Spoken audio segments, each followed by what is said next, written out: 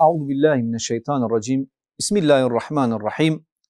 Elhamdülillahi Rabbil alemin. Vessalatu vesselamu ala Resulina Muhammedinil emin. Ve ala alihi ve sahbihi ecma'in.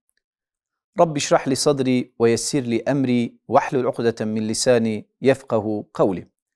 Evet aziz kardeşlerim, bu sohbetimizde sizinle salih ameller üzerine konuşacağız. Salih amellerin faydası insanoğluna hem ahirette hem dünyada faydaları vardır. Ahiretteki faydası Allahu Teala'nın insanı cennet ile müşerref kılması, cennet ile mümin kullarını nimetlendirmesidir.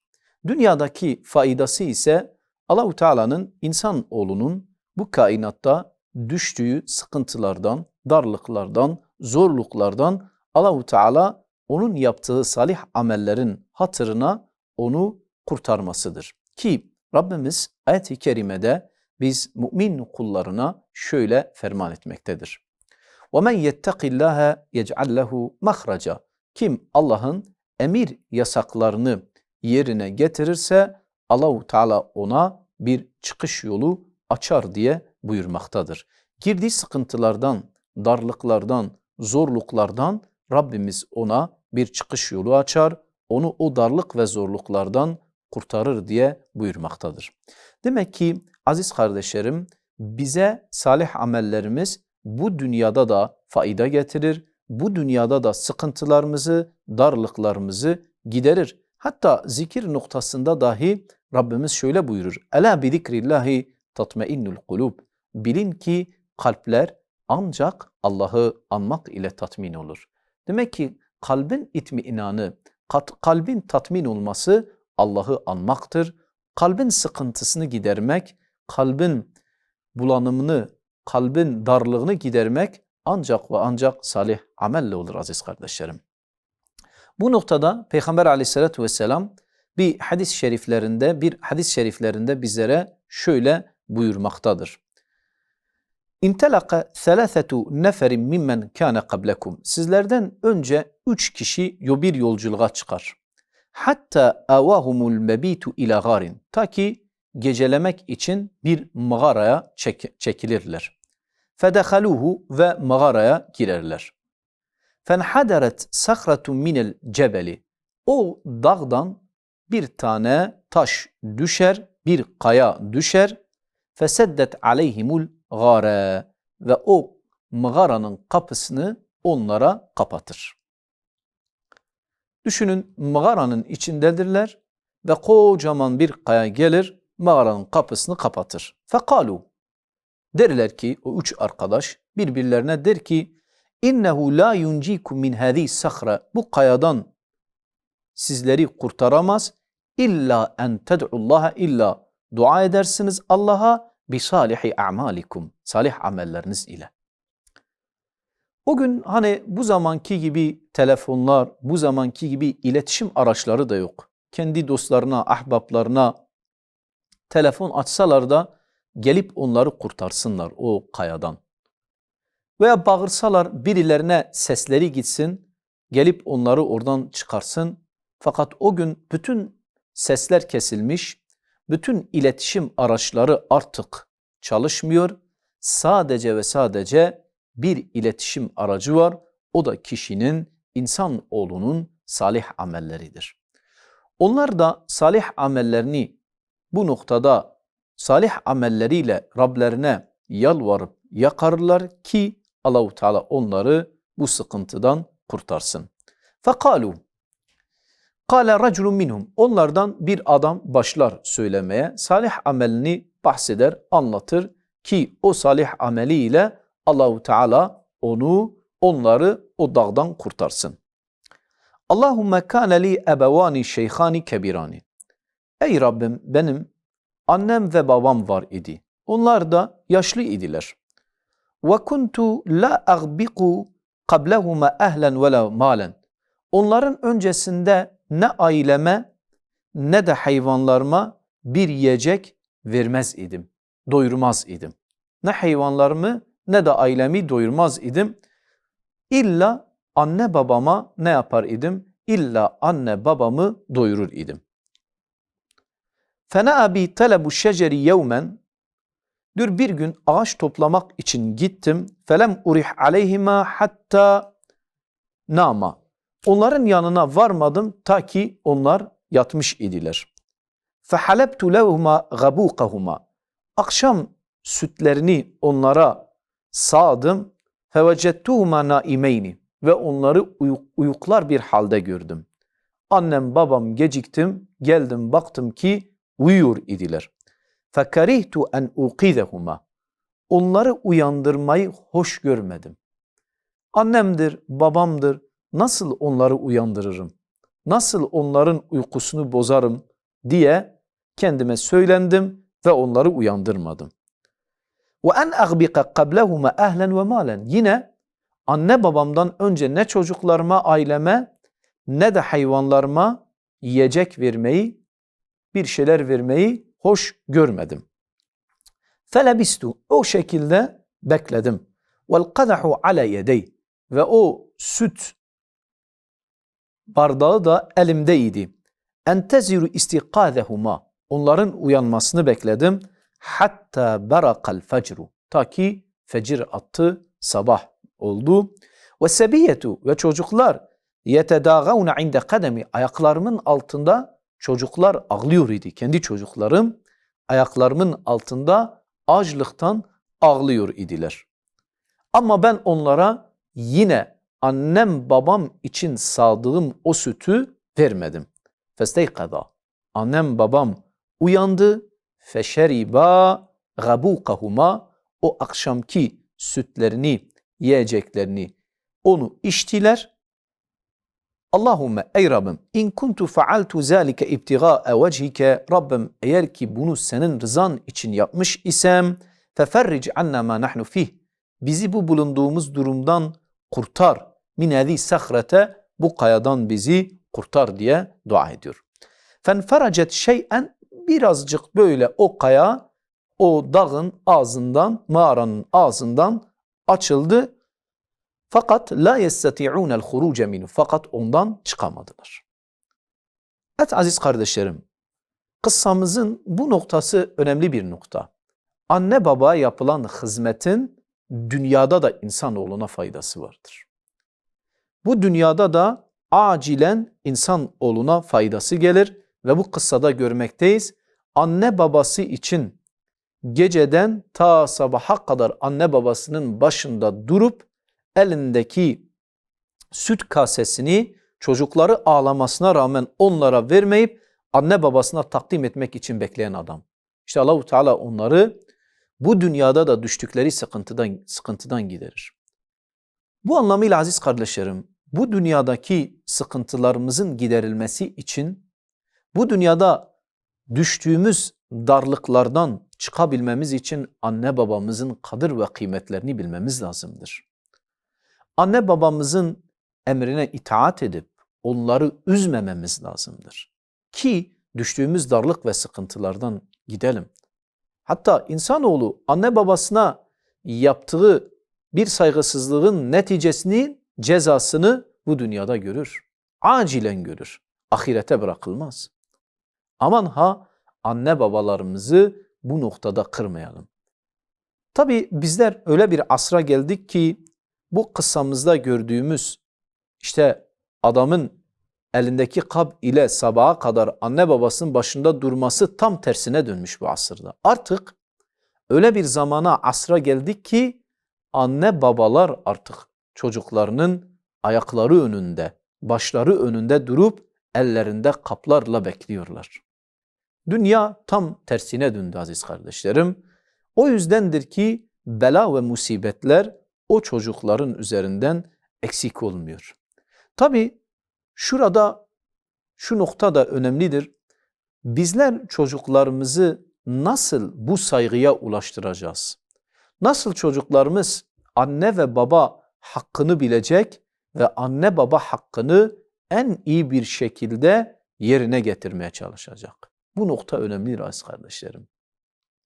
Bu noktaya ulaşmanın yolu çocuklarımızı İslami bir eğitimden geçirmek lazım.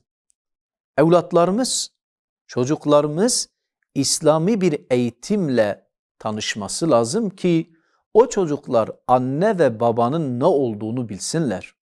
Değerlerini unutmasınlar aziz kardeşlerim. Aksi takdirde çocuklar anne babalarını köle haline getirirler. Hatta Cibril hadisinde meşhurdur ki kıyametin alametleri, kıyamet Peygamber aleyhissalatü vesselama sorulunca ardından alametlerinden Peygamber aleyhisselam bahsederken şöyle buyurur. وَاَنْ تَلِدَ الْاَمَةُ رَبَّتَهَا Cariye kendi efendisini doğurması. Bir kısım alim bu hadis-i şerifin bu kısmını açıklarken şöyle derler. Diyor öyle çocuklar ahir zamanda öyle çocuklar doğacaklar ki anne babalarına itaat etmeyecekler. Onlar babalarının, annelerinin konumuna geçecekler. Onlar anne babalarına emredecekler. Aziz kardeşlerim, çocuklarımızın bize saygı duyması için bizler Rabbimizin kitabında geçen şu ayet-i kerimeyi çocuklarımıza öğretmemiz lazımdır. فَلَا تَقُلْ لَهُمَا اُفِّنْ Anne babana öf bile söyleme. Bizler Kur'an'ı çocuklarımıza öğretmedikçe, onları Kur'an dersine göndermedikçe, onları camiye göndermedikçe, oğlum git camiye. Cami Allah'ın evidir.